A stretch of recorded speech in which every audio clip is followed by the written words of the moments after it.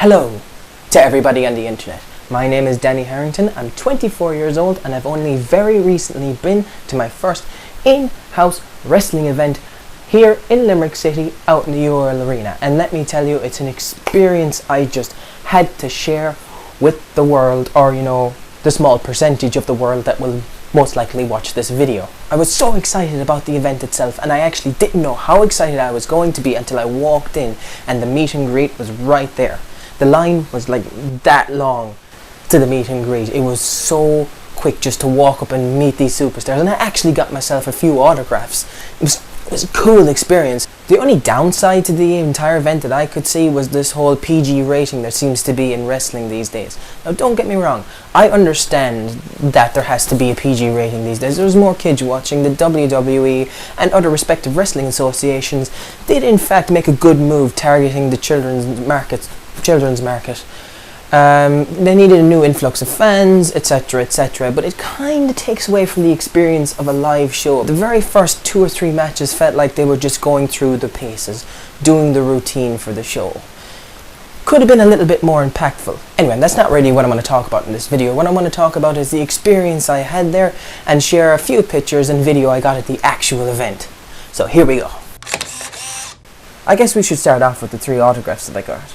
First one was Rhino, second Scotty 2 Hotty, and last but by no means least, Bret Hart.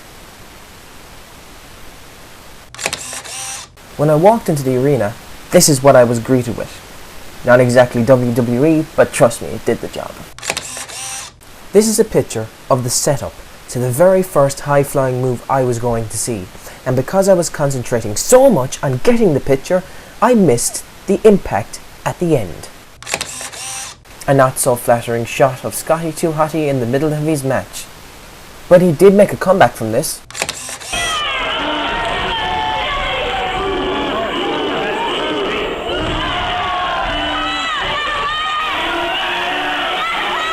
Of course, this outside interference did cause this event later on in the evening.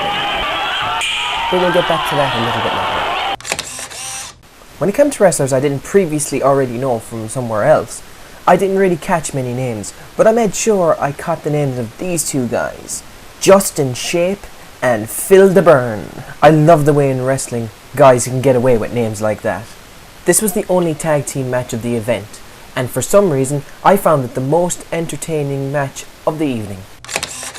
And the main event, the cage match. Now, unlike WWE, this cage didn't come from the ceiling. They actually had to bring it out from the back and put it around the ring. But it worked out.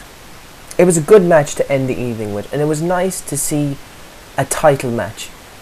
Both men fought a good fight, but at the end, it ended exactly like this.